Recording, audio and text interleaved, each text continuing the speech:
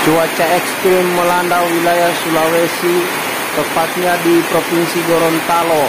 Dalam beberapa pekan terakhir ini, wilayah Gorontalo dilanda angin kencang dan hujan deras.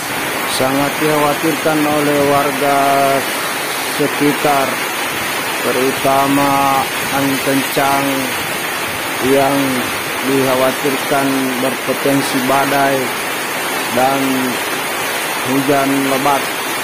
Sebagai contoh di wilayah ini, yakni jaringan listrik hampir setiap hari mengalami pemadaman dari PLN.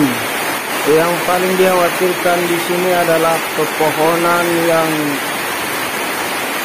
dihantam oleh angin kencang dan dikhawatirkan roboh ke jaringan listrik dan rumah-rumah warga.